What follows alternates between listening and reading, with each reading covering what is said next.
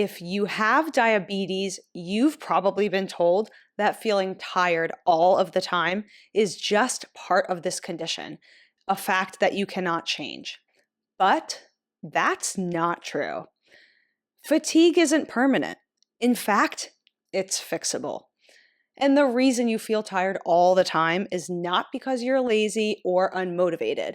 The truth is, there are three hidden enemies that are always working against you, and these are keeping you stuck in this cycle of exhaustion. In this video, I'm going to reveal exactly what these three mechanisms are, and I'll share with you my simple formula that I created to help you break free, wake up energized, stay focused throughout your day, and finally enjoy life on your terms. Hey, I'm Dr. Anna. I'm a medical doctor. On this channel, I help people with diabetes take back control of their health and feel amazing again. And today I'm going to show you how to tackle diabetic fatigue so that you can finally reclaim your energy. So just last week, one of my patients shared something with me that really stuck out. She said, "Dr. Anna, I feel like I'm trapped in this fog. Even the smallest tasks are feeling impossible, and I'm exhausted all of the time. It's getting in the way of me doing my job, and it's also affecting my relationship with my partner. I feel like I've tried everything already, and nothing is working for me. I just feel super burnt out." And now here's how I responded to her and to anyone else in this situation. This kind of fatigue is not your fault. Now, this kind of fatigue is not about how much rest you get or how hard you push through. It's really about what's happening inside your body. Diabetes creates this invisible cycle of energy crashes and inflammation that's always keeping you feeling drained no matter what you do. There are these three hidden enemies that are keeping you stuck in this cycle. And here's what they are: unstable blood sugar levels, hidden inflammation, and poor circulation. So let me break down for you now what these three things are all about. Let's start with the unstable blood sugar levels. So in a healthy body, in a healthy system, insulin is a hormone that acts like a key that unlocks the doors to open up your cells so that energy molecules, so we're talking about sugar or glucose here, can enter in and be used as energy and fuel. And the process works really seamlessly. When we ingest sugar, the insulin hormone goes up in our bloodstream and allows those doors to get unlocked and the sugar to enter the cells. So think of it like this perfect key that fits really smoothly into the lock exactly at the time when you want to open that door. But diabetes works differently. In diabetes, it's like trying to use a bent or a broken key. The key, which is insulin, just doesn't fit properly. That door, which is the door to your cells, ends up staying locked shut. So you have sugar that enters your bloodstream because you just ate, and it's building up outside of the cells, but your cells instead are left completely empty on the inside and they're starving for energy. Simply put, this sugar cannot enter your cells. So imagine standing outside your house with bags of groceries, for example, but your key just won't unlock the door. Picture yourself holding everything that you just bought at the store. Your arms are full and they're heavy, and you need all of this food to get into your house so you can nourish yourself. But the problem is you can't get inside your house to actually use the food and the ingredients to cook nutritious meals. So this is kind of like what happens in diabetes. Your body has enough fuel inside the body, in the bloodstream, but it's not where it needs to be to actually be used for energy. Your cells just can't access the sugar. So what's the result? Think about this. Your brain thinks that you're out of energy because the cells are sending signals to your brain saying, "Hi, we're hungry. We need to eat. We need you to eat food." And so the problem is not that you have a lack of fuel in your body. It's just that your cells are locked shut and they cannot use that energy. So it creates this really vicious cycle of eating more food, more calories to get more glucose in your body, but you still end up feeling drained, hungry, and fatigued. So This is a really fundamental point to understand, and it helps us understand point number 2, the second hidden enemy, which is hidden inflammation. Now imagine this scenario. Even if you had the perfect key and the lock was functioning well, but the door was rusted and jammed shut, that's kind of like what happens in inflammation. Let's say your insulin is working okay, you have the key, you could unlock the door, but then you're trying to open the door and it's very difficult to open. This is kind of like rust around your cells. It makes it even harder for sugar to get inside and be used properly for energy. So the inflammation is not only slowing down your body's efficiency at using energy, but it also causes damage over time. And that obviously makes the problem worse. It's like trying to open a rusty door. Even if the key is working, that door won't budge open without a lot of effort. When you have a lot of inflammation in your body, you are asking your metabolism, meaning the energy systems of your body, to work much, much harder. And now here's the third hidden enemy, poor circulation. With poor circulation, it's like having a delivery system that's just broken down. So let's say our key is working, our door is opening, but now the path of entry is filled with roadblocks and detours. We cannot easily enter the glucose into our cells. So picture your blood. It's like carrying oxygen and nutrients and all these things that our cells need to function, but it cannot flow smoothly. It leaves your cells further deprived of the energy they need. Think about the poor circulation in the following way. Let's say you have a neighborhood delivery truck that is trying to deliver packages to your house or to your neighbors' houses. And there's a lot of traffic and it's getting stuck in the traffic, and the truck cannot get to your house to actually deliver the packages on time. So no matter how many deliveries are scheduled and no matter how many trucks are sent out to deliver those packages, the roadblocks are going to slow all of them down, and it leaves your packages getting delayed from entering your house or from you receiving them on time. And the same thing is happening in your body. If you're sending out glucose, but the only way the glucose can actually get to the different cells in your body is by traveling through the bloodstream, and the bloodstream itself has a problem, your cells cannot receive the energy they need. They are stuck waiting to get their energy so they can function properly and that you can have enough energy to thrive. So now these 3 factors and these hidden enemies, the unstable blood sugar, the hidden inflammation, and poor circulation, they all combine to create a cycle of fatigue that leaves you feeling drained, sluggish, hungry, and unable to focus. Now, here's the great news. This is actually fixable. This is something in medicine that we can do something about. You're not actually stuck in this cycle forever, even though it might feel like you are. When you address these hidden enemies, everything changes. Your energy starts coming back, your mind becomes clearer, you feel more in control of your health and thus of your life. So here, I'm going to show you how this works. Over time, I've developed this simple approach that is specifically for people with diabetes who are feeling drained, feeling stuck. This is what I like to call the energy reclaim formula. Now, it's designed to help you break free from that cycle of fatigue that we have just been describing. Now, I'm going to walk you through these 5 steps. So, step number 1, this is to increase fiber in your diet for steady energy. Now, some of you might know something about fiber. Fiber plays a critical role in stabilizing your blood sugar levels, and it keeps your energy steady throughout the day. So there are plenty of foods high in fiber, and they are plant foods. Think about things like leafy greens, berries, beans, nuts and seeds, whole grains. All of these plant foods provide us a lot of fiber, and they act like this slow release system for sugar in the bloodstream.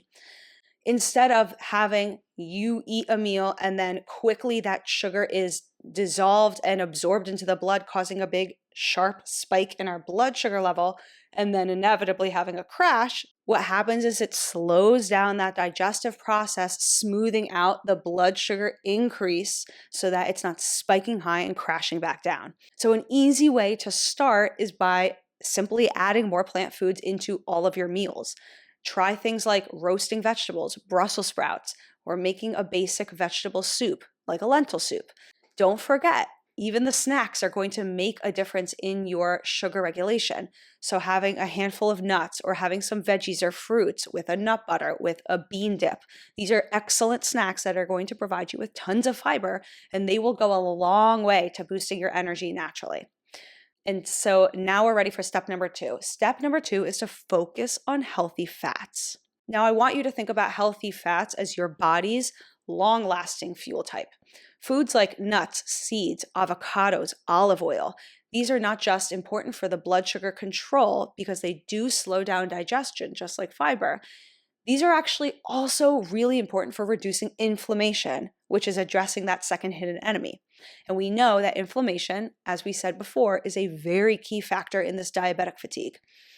So an easy way to start is by eating meals that are packed with healthy fats, adding a healthy fat source to each meal of the day. So for example, this could be a sprouted open-faced sandwich or a toast topped with avocado.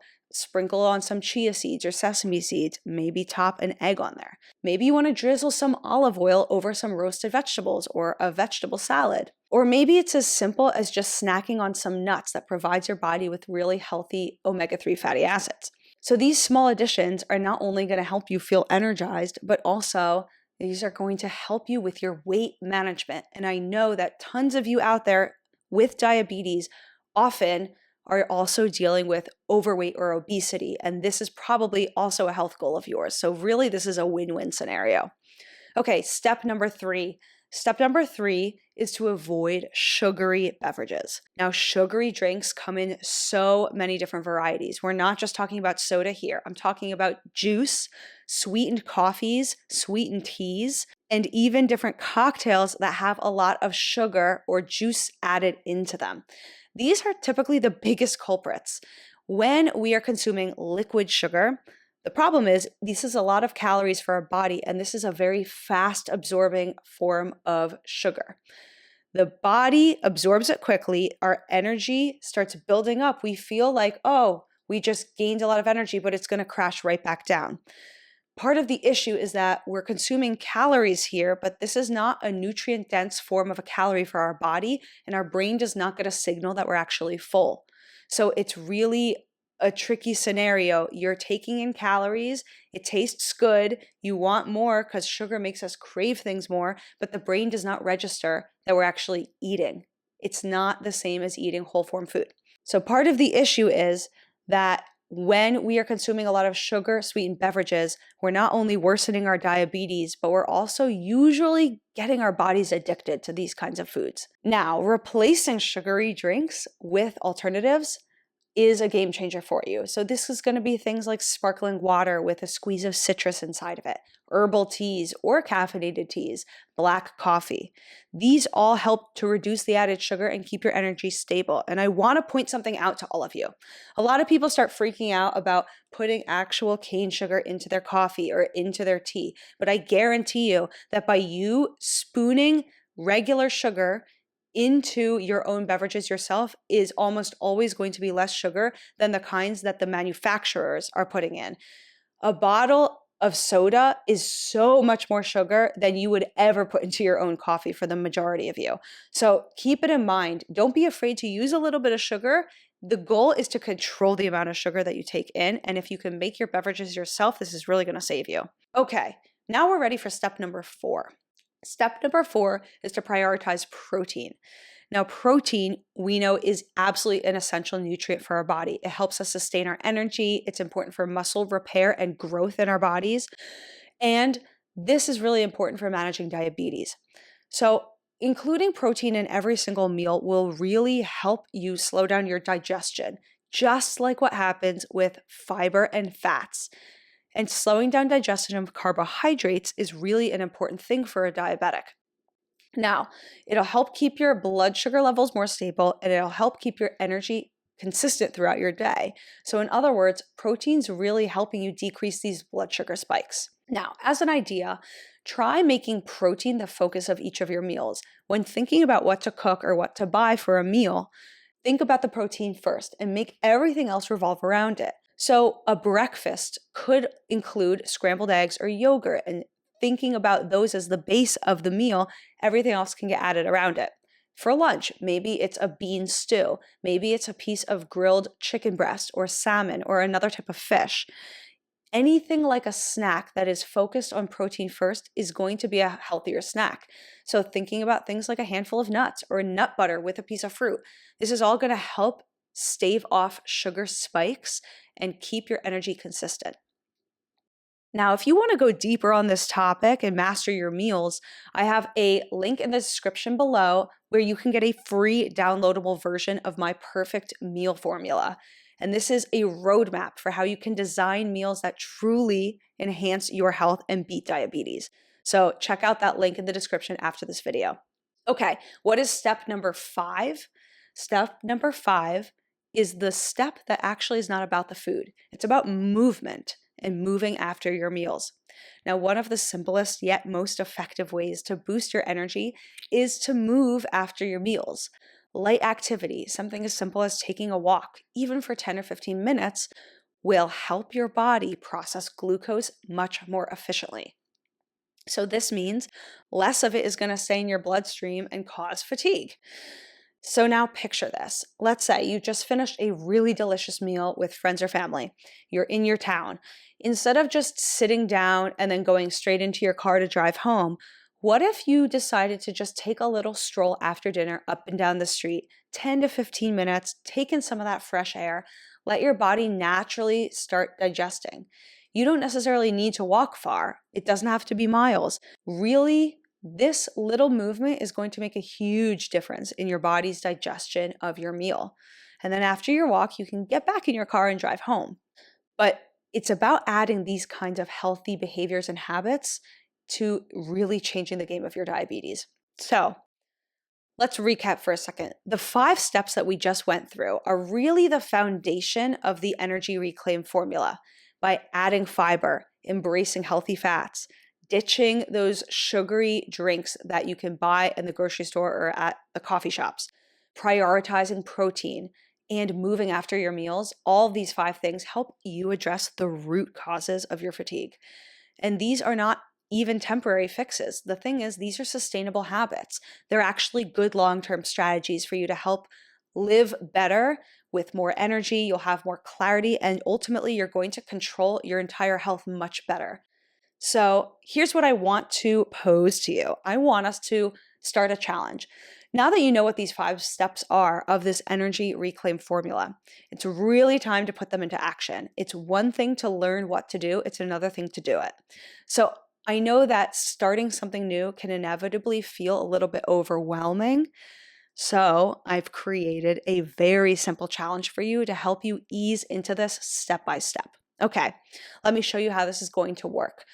For the next week, I challenge you to focus on reclaiming your energy by adding one of these simple steps each day and adding it in on top of the next one. So what's going to happen is that by the end of the week, you'll actually be using all 5 steps and you'll start feeling a difference in your energy levels. So let's start with day 1. You will start day 1 by focusing on fiber. I want you to start by adding one high fiber food to each of your meals. The goal is that you're going to stabilize your blood sugar and set the foundation for consistent energy. So pick any plant food that you like, any vegetable, any fruit, any whole grain, a nut, a seed, a bean. Add it to each meal of your day to boost up the fiber content. On day 2, I want you to add healthy fats. So similarly, you're going to continue with this healthy fiber habit from day 1, but now you're going to make sure you include a healthy fat source in each of your meals. So maybe with breakfast, let's say you decide you want to have a bowl of oatmeal. I want you to add in some sliced almonds into there to give some healthy fat. Each meal of your day, add a healthy source of fat to increase the amount of energy that you can sustain in your day and reduce inflammation. Now, on the 3rd day, you're going to focus by absolutely eliminating any sugary beverages. I want you to challenge yourself by going through the entire day and just experience what it's like to not have any sugar sweetened drinks. Some of you may have never done this in your entire life. So I know it's daunting, but I'm just asking you to have the experience of doing it for a single day. Stick to your fiber and your healthy fat routine. And now make sure every beverage you eat, or rather, every beverage that you have with your meal is not adding a lot of extra sugar. So I do have to put this caveat out there because the sugary sodas is a lot of people's culprits. I have patients tell me all the time, Dr. Anna, I can do the fiber stuff, I can do the fat things, but the soda part's really hard for me. So here's my take on this.